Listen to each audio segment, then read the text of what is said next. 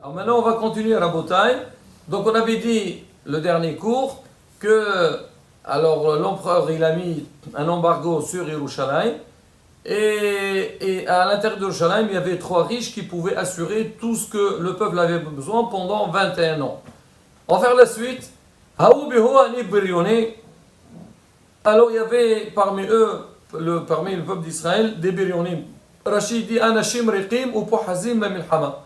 C'était des gens qui n'étaient pas, disent Rachid, vides, et ils voulaient faire à tout prix la guerre. Parce qu'en vérité, eux, ils ont vu que maintenant, il n'y a pas de problème. Le peuple peut vivre tranquillement, on a ce qu'il faut, et donc l'ennemi, un jour ou l'autre, il va se désespérer, et il va partir.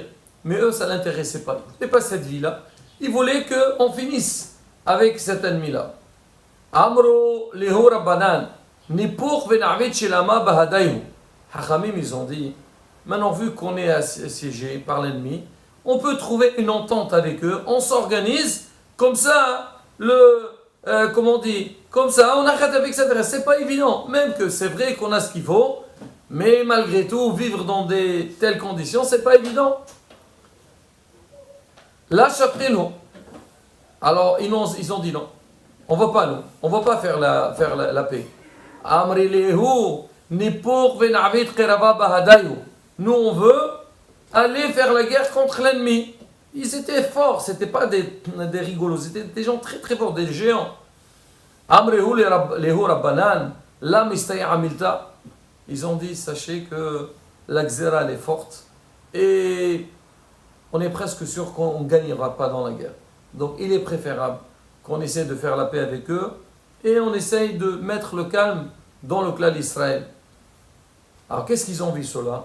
Ils ont vu que d'un côté, donc les rabbins, ils ne voulaient pas faire la guerre, et eux, ils voulaient à tout prix la faire, et même peut-être ils avaient peur que les rabbinis vont trouver une solution pour faire la paix. Qu'est-ce qu'ils ont fait?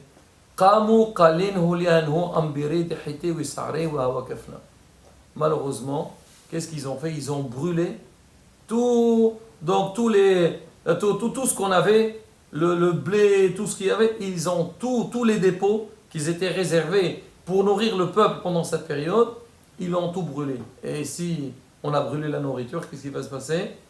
La famine. La Gemara donne des exemples. À l'état dans lequel le clan... D'accord. Le clan d'Israël est arrivé. On dit Marta bat Baitus. Il y avait une dame, Atirta d'Irushalayim Hawiya. Elle, Marta bat Baitus, c'était une des femmes les plus riches à Yerushalayim. Shadarte lishloha.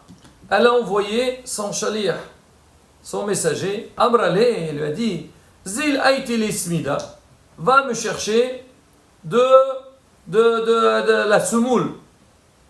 Adazal isdaban, le temps qu'il aille acheter, ça a été déjà vendu. Ata, il est retourné. Amarla, smida lika, hiwarta ika. Il a dit, il n'y a pas de semoule, il y a de la farine. Donc, c'est une qualité inférieure. Amrale, zilaitile, amène-moi, j'ai besoin, j'ai faim. Adaza, l'isdaban, le temps qu'il arrive là-bas, ça a été déjà vendu. On imagine la bouteille, la famine. Les gens, déjà, si on entend qu'il y a un problème, les gens avant, déjà, ils achètent tout. Là, ils vivent la famine. Il a dit, écoute, il n'y a pas donc la farine de bonne qualité, il y a une qualité inférieure. Alors qu'est-ce que je fais? Amrale, zelaitili, amène-moi, c'est pas grave. Adaza, l'isdaban, le temps qu'il arrive chez elle, ça a été vendu. Ata ve amarla, gushkaralika, qimhadisarika. Il a dit, il n'y a pas ce que tu demandes, si tu veux, il y a la farine de l'orge. Amrali, zelaitili, il a dit, c'est pas grave, amène, au moins que je mange quelque chose. Adaza, l'isdaban, le temps qu'il aille là-bas, ça a été déjà vendu. Alors quand elle a vu qu'elle avait affaire avec quelqu'un, malheureusement, pas trop intelligent, dit quoi, je vais rester comme ça, moi, je l'envoie, il n'y a plus. Depuis le début, tu n'as pas trouvé la semoule, achète autre chose, l'essentiel qu'on mange. Elle dit, je vais aller toute seule. Alors elle, Awach les femmes et sana, Amra, et pour et mashkahna midi les michal. Alors qu'est-ce qu'elle a fait? Elle a dit, bon, écoute, je ne peux pas attendre, je vais aller chercher elle n'avait pas donc elle n'avait pas encore mis sa chaussure, et elle n'avait pas le chaussure sur elle. Elle dit, je vais aller quand même. Elle était là pour, elle avait faim, et elle sait que si elle tarde encore un peu, elle peut rien trouver. Il a dit, je sors et j'y vais. Et Tivla parta bikara'a umeta.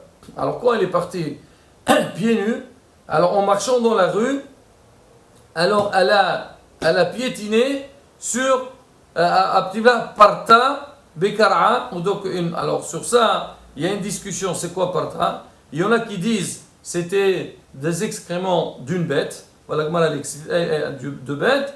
Et quand on l'a vue, elle était donc la femme, elle était très délicate, elle n'a pas d'habitude, donc elle marche dans des endroits très propres et tout. Et là, donc ça l'a tellement dégoûtée, elle est morte. Le aléno.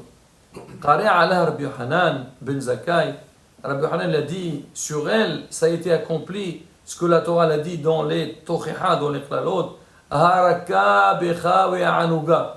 Voilà la femme qui est Raka ve anuga, c'est qui est très délicate, c'est une femme, d'accord, une très riche. Comment elle arrive à ce stade-là, qu'elle n'a même pas de quoi manger, et de quelle manière elle est morte? Et Kade Amri, il y en a qui disent, c'est qu'en fait, c'est quoi qui a fait en sorte qu'elle était morte? Bon, il y avait une histoire avec Rabbi Sadoq, parce que la Gemara raconte dans la suite que quand Rabbi Sadoq, il avait vu avec sa prophétie que le Beth Amikdash va être détruit, il a jeûné pendant 40 ans pour que la xéra de la destruction de Beth Amikdash, elle n'aura pas lieu. Et alors lui, qu'est-ce qu'il faisait? Quand il mangeait, il était tellement maigre, c'est qu'on voyait passer donc de sa gorge ce qu'il mangeait.